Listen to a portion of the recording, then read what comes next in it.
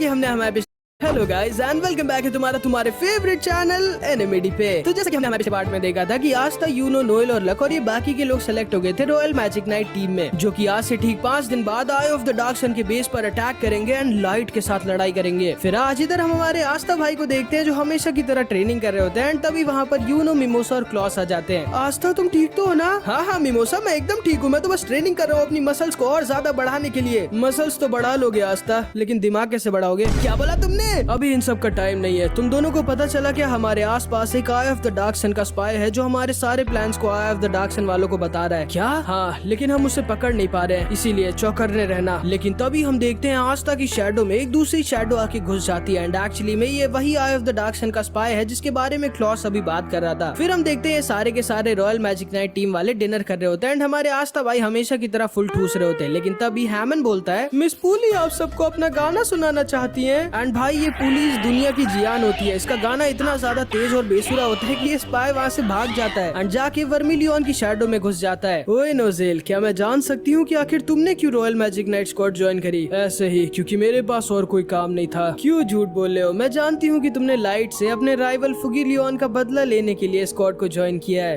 नहीं, ऐसा बिल्कुल भी नहीं है। वैसे क्या मैं जान सकता हूँ कि हम 5 दिन बाद क्यों अटैक करने वाले हैं? किसने कहा कि हम 5 दिन बाद अटैक करने वाले हैं? वो तो मैंने हमारे एनिमे स्पाई को बेवकूफ बनाने के लिए कहा था ताकि वो आई ऑफ द डार्क सन वालों को बोल दे कि हम उन पे 5 दिन बाद अटैक करने वाले हैं ताकि हम उन पर एक सरप्राइज अटैक कर सकें। वैसे अभी तक तो तुमने तुम्हारा काम कर दिया होगा ना स्पाई? एंड तब ये स्पाई एकदम शॉक्ड रह जाता है और डर के मारे भागने लगता है। लेकिन नोजेल और वर्मिलियन के रहते ये कहाँ ही भाग सकता था। ध्यान से देखो तुम सारे लोग, यही है वो स्पाई जो हमारी इंफॉर्मेशन को आई ऑफ द डार्क सन वालों को बता रहा था। लेकिन हमने इसको उल्टा यूज करके आई ऑफ द डार्क सन वालों को यकीन दिला दिया है कि हम उन पे 5 दिन बाद अटैक करेंगे ताकि हम उनके ऊपर अचानक से एक सरप्राइज अटैक कर सकें। इसीलिए अच्छे से सो जाओ तुम लोग। हम लोग कल सुबह सूरज निकलने से पहले उनके ऊपर अटैक करेंगे। क्या क्या क्या?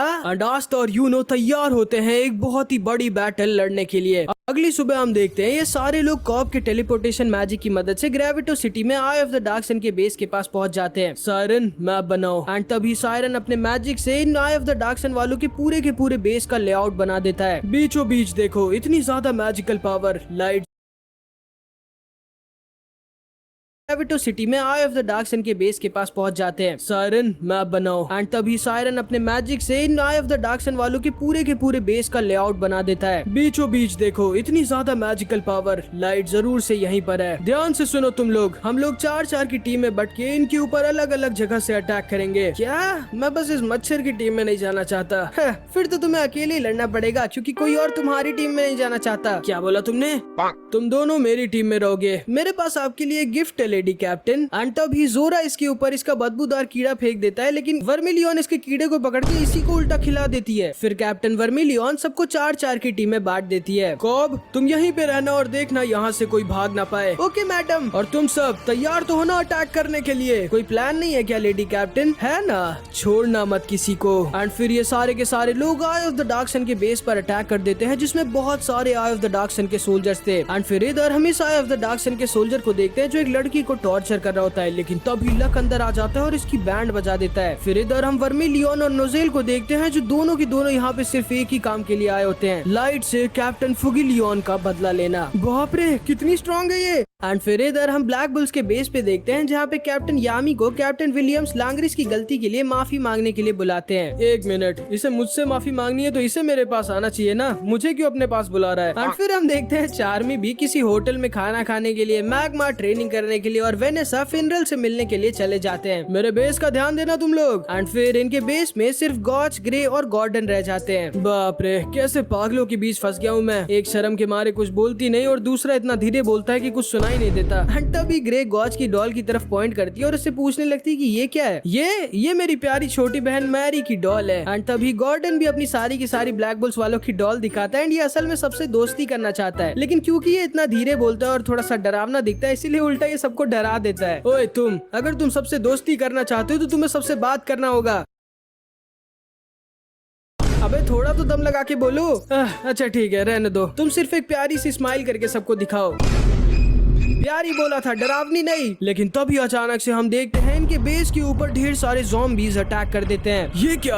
असल में इनके बेस के ऊपर आई ऑफ द डार्क सन के इन तीनों मेंबर डेड, शैली और ऑबिटो ने अटैक कर दिया होता है। क्या यार, रास्ता तो है नहीं, मुझे मजा नहीं आने वाली। शैली, हमारे मिशन को मत भूलो और तुम तबाह कर दो इनके बेस को डेड। लेकिन तभी गॉच अपने मिरर मैजिक से इनके सारे के सारे ज़ॉम्बीज को एक बार में खत्म कर देता है। एंड ये तीनों के तीनों बहुत गुस्सा होते हैं क्योंकि इन लोगों ने इनके बेस पर अटैक कर दिया होता है। तुम लोग तो आई ऑफ द डार्क सन के मेंबर्स हो ना, क्यों आए हो यहाँ पर पिटने के लिए? नहीं, हमें मिशन मिला है तुम्हारे बेस पर अटैक करके यहाँ से एक चीज लेके जाने के लिए। लेकिन तब जब यहाँ पर तुम्हारा कैप्टन ना हो, हम तीनों को हल्के में मत लो दोस्त। Mirror magic. एंड तभी गॉच अपने मिरर मैजिक से इन सब के ऊपर अटैक कर देता है। लेकिन शैली तभी अपने सैलेमेंडर मैजिक का यूज करती है और इसके अटैक को डिफ्लेक्ट कर देती है। ओ, तुम तो गॉच हो ना? बॉस ने हमें ऑर्डर दिया है कि हमें तुम्हें नहीं मारना है। हाँ, ये क्यों? अच्छा हाँ, याद आया, इसके बॉस ने तो मुझसे भी कहा था मैं तुम्हें कभी नहीं मार सकता मेरे दोस्त, मुझे माफ करना। ओए, जाके अपने बॉस से कह देना, मैं उससे दोस्ती वोस्ती नहीं करने वाला। एंड तो भी हम देखते हैं शैली एक ज़ॉम्बी के ऊपर अपना डार्क आइटम यूज करती है और ये ज़ॉम्बी बहुत ही ज्यादा स्ट्रॉन्ग हो जाता है। लेकिन तभी गॉर्डन अपना पॉइजन फॉक्स मैजिक यूज करता है एंड इसके पास बहुत ही खतरनाक पॉइजन मैजिक होता है जिससे ज़ॉम्बी को आसानी से खत्म कर देता है। लेकिन तभी शैली अपने सैलेमेंडर से इनके ऊपर अटैक कर देती है। लेकिन इसके सैलेमेंडर के ऊपर गॉर्डन और फिनरल के मैजिक का तो असर होगा नहीं, तो इसीलिए ग्रे तभी अपना न्यू मैजिक स्पेल यूज करती है जिससे किसी के मैजिक को दूसरे मैजिक में कन्वर्ट कर सकती है। एंड ये अपने मैजिक से शैली के जेल सैलेमेंडर को क्रिस्टल सैलेमेंडर बना देती है जिससे फिर फिनरल आसानी से अपने मैजिक से तोड़ देता है। हाँ, तुम्हारा मैजिक तो कमाल है। प्लीज मुझे ऐसे मत देखो, लगता है अब मेरी बारी है। एंड तो भी डेड अपना मैजिक यूज करता है एंड एक दूसरे ज़ॉम्बी को समन कर लेता है जिसका नाम साइजर होता है। दिखा दो इन सबको साइजर। एंड साइजर इन लोगों के ऊपर विंड और स्टील फैंग से साथ में अटैक कर देता है। बाप रे, ये ज़ॉम्बी इतना ज्यादा स्ट्रॉन्ग कैसे और ये दो मैजिक अटैक कैसे यूज कर रहा है? मैं बताता हूँ, क्योंकि ये ज़ॉम्बी कोई नॉर्मल ज़ॉम्बी नहीं है। मैंने दो बॉडीज को मिला के इसको बनाया है, वो भी किसी नॉर्मल मैजिक नाइट की नहीं बल्कि दो मैजिक नाइट स्क्वाड कैप्टन्स की। जिसको सुन के ये सारे के सारे लोग शॉक्ड रह जाते हैं। एंड तभी सीजर इन तीनों के ऊपर बहुत ही स्ट्रॉन्ग अटैक यूज कर देता है एंड ये तीनों बहुत ज्यादा इंजर्ड हो जाते हैं। जाओ मेरे ज़ॉम्बीज, इस बेस को मिट्टी में मिला दो। एंड ये सारे के सारे ज़ॉम्बीज और ऑबिटो ब्लैक बुल्स के बेस में घुस जाते हैं एंड पूरे बेस को तबाह करने लगते हैं। एंड इधर हम गॉर्डन और ग्रे को देखते हैं जो बहुत ज्यादा इंजर्ड पड़े होते हैं एंड इनके सामने इनके बेस को तोड़ा जा रहा था। एंड फिर हम गॉर्डन और ग्रे के पास्ट को देखते हैं। ग्रे बचपन से ही बहुत ही ज्यादा शर्मीली थी, इसलिए इसके कभी भी दोस्त नहीं बने। और वहीं गॉर्डन ये बचपन से ही सबसे दोस्ती करना चाहता था, लेकिन क्योंकि ये ऐसा दिखता था और इसके पास बहुत ही ज्यादा खतरनाक पॉइजन मैजिक होता है, इसलिए इससे कोई बात ही नहीं करता था। एंड ये दोनों के दोनों बहुत ही ज्यादा लोनली लाइफ जी रहे थे। लेकिन फिर एक दिन इनकी जिंदगी में कैप्टन यामी आते हैं एंड इन दोनों की लाइफ बदल देते हैं। इन दोनों को फाइनली एक फैमिली और एक घर मिल जाता है। इसलिए आज ये दोनों अपने घर को तबाह नहीं होने दे सकते थे एंड ये दोनों दोबारा से खड़े हो जाते हैं अपने घर को बचाने के लिए। एंड ये दोनों के दोनों जोर से चिल्लाते हैं एंड गॉच को पहली बार गॉर्डन की आवाज सुनाई देती है, जाओ साइजर, मार दो इन दोनों को। लेकिन तभी अचानक से इनका बेस पूरा का पूरा हिलने लगता है एंड अपना शेप बदलने लगता है। एंड फिर निकलता है इनके बेस से एक अजीब सा आदमी जिसके बहुत ही बड़े बड़े बाल थे। ओए, कौन हो तुम?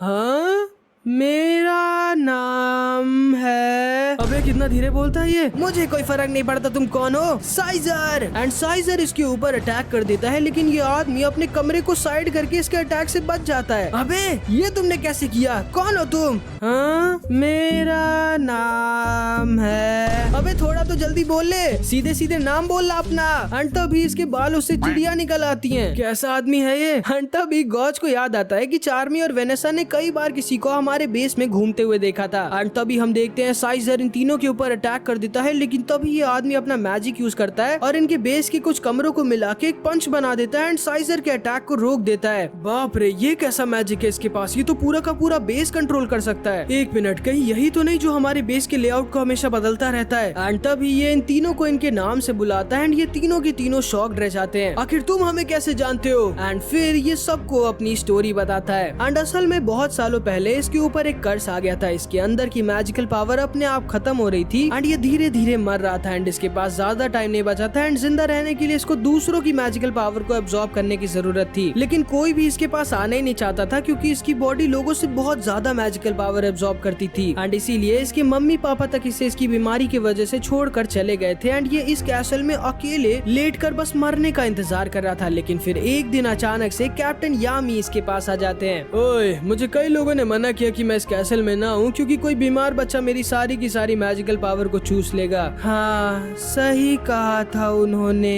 तो तुम ही हो जिसको जिंदा रहने के लिए दूसरों की मैजिकल पावर को एब्जॉर्ब करने की जरूरत है।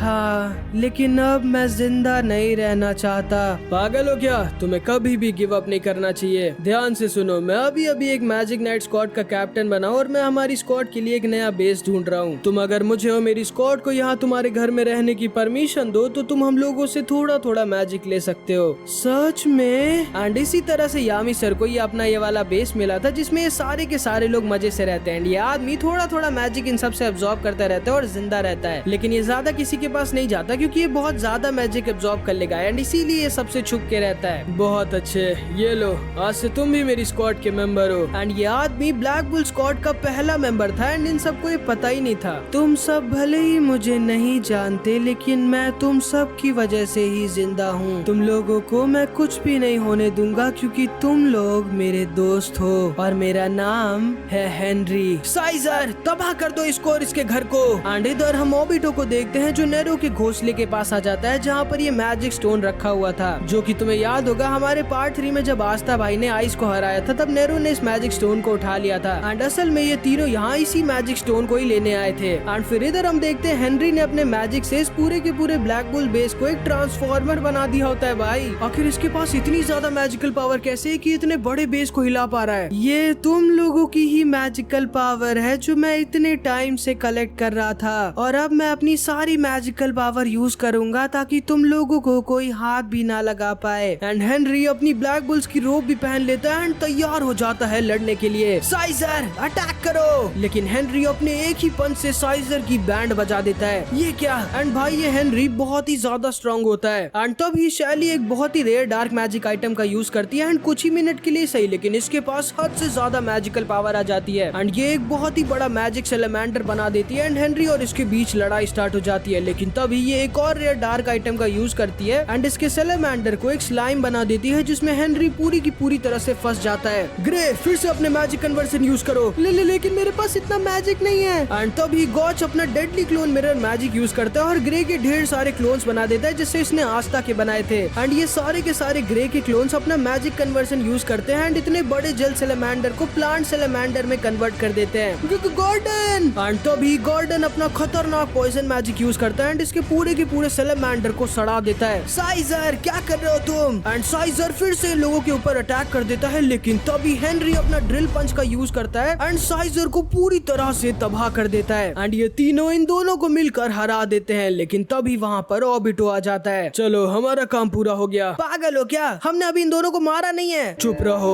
पिछली बार वाली गलती मत करो और चलो चुपचाप। एंड ये लोग उस मैजिक स्टोन को लेके वहाँ से निकल जाते हैं। ये हम जीत गए। हाँ, वो तो ठीक है। ओए हेनरी, इस बेस को वापस नॉर्मल कर दो। नहीं कर सकता क्योंकि मेरा मैजिक खत्म हो गया। अरे यार, अब यामी सर हमें छोड़ेंगे नहीं। एंड फिर इधर हम यामी सर को देखते हैं जो कैप्टन विलियम्स के बेस पे कैप्टन विलियम्स का इंतजार कर रहे थे। एंड फिर इधर हम अपने टैबलेट में लगा देता है एंड जैसे ही ये इसमें लगाता है ये मॉन्स्टर का बड़ा वाला स्कल जो आस्था के विलेज में था ये ग्लो करने लगता है। एंड भाई, यामी सर और वेनेसा सबको कुछ बहुत ही बुरा होने का एहसास होता है। अब सिर्फ 2 और मैजिक स्टोन रह गए हैं, फिर हमारा सपना पूरा हो जाएगा। चिंता मत करिए लीडर, हम उन दोनों मैजिक स्टोन्स को भी लाके आपको पक्का देंगे, चाहे उसके लिए हमें अपनी जान ही क्यों ना देना पड़े। नहीं, तुम लोगों ने अपना काम कर दिया है और वैसे भी वो बाकी के 2 मैजिक स्टोन्स उस विजर्ड किंग के पास है जिन्हें मेरे अलावा कोई और नहीं ले सकता। एंड भाई, अब सिर्फ 2 और मैजिक स्टोन रह गए होते हैं, फिर ये टैबलेट पूरा हो जाएगा और अगर ऐसा हो गया तो बहुत ही ज्यादा बुरा हो जाएगा, जो कि तुम्हें आगे पता चलेगा क्या। एंड फिर इधर हम इन लोगों को देखते हैं, ये सारे के सारे लोग लाइट के पूरे बेस को तबाह कर रहे होते हैं। नोजेल सिल्वर अकेले सबको मारते हुए आगे बढ़ रहा होता है और बस लाइट को ढूंढ रहा होता है। कॉब ने इस पूरे के पूरे बेस को अपने मैजिक से कवर कर दिया होता है ताकि ना तो कोई बाहर जा पाए ना ही कोई अंदर आ पाए। यूनो की टीम भी सबको हराते हुए आगे बढ़ रही होती है एंड यूनो को भी किसी बहुत ही ज्यादा स्ट्रॉन्ग इंसान के आसपास होने का एहसास होता है। नोएल, किर्च और लक भी सबको हराते हुए आगे बढ़ रहे होते हैं। लक को तो भाई फुल मजे आ रहे होते हैं। एंड फिर इधर हम आस्था और जोरा को देखते हैं, जिनको कुछ करना ही नहीं पड़ रहा होता क्योंकि कैप्टन वर्मिलियन अकेले ही सबको बजा दे रही होती है। हम भी लड़ना चाहते हैं कैप्टन वर्मिलियन। अबे मैं दो कैसे बन गया? तुम क्लोन मैजिक भी यूज कर सकते हो क्या? नहीं, मेरे पास तो मैजिक ही नहीं है, ये कोई बहरूपिया है। हाँ, तुम दोनों के पास ही बिल्कुल मैजिक नहीं है। आखिर कैसे पता चलेगा कि असली कौन है और नकली कौन? मैं असली हूँ। अबे मेरी कॉपी क्यों कर रहा है? तू मेरी कॉपी कर रहा है। अच्छा 2+2 बता। 32। इसे कैसे पता? लेकिन तभी कैप्टन वर्मिलियन अपना फायर अटैक इन दोनों के ऊपर यूज कर देती है, जिसे असली आस्था अपने एंटी मैजिक स्वॉर्ड से काट देता है। मुझे मारना चाहती है क्या? मैं जिस आस्था को लाई थी वो इतना वीक नहीं था कि वो मेरी इन फ्लेम से मारा जाए। इसका मतलब है कि तुम असली हो। बाप रे, तुम तो बहुत ही ज्यादा खतरनाक हो यार। एंड फिर हम राया को देखते हैं, आई ऑफ द डार्क सन के द थर्ड आई के one of the strongest member को, जो लोगों की ग्रिम वॉर को टच करके कभी भी उनके मैजिक को यूज कर सकता है। हाँ, तो तुम हो थोड़े बहुत स्ट्रॉन्ग। अच्छा है, मैं वैसे भी थोड़ा बोर हो रही थी। कैप्टन वर्मिलियन, इसको हल्के में मत लीजिए, ये बहुत ज्यादा स्ट्रॉन्ग है। सही कहा तुमने बच्चे। एंड तभी ये कैप्टन यामी के डार्क मैजिक को यूज करने वाला होता है। अगर तुम एक इंसान न होती तो मैं जरूर से तुम्हें डेट पे लेके जाता। Dark magic, dark slash and Raya vermilion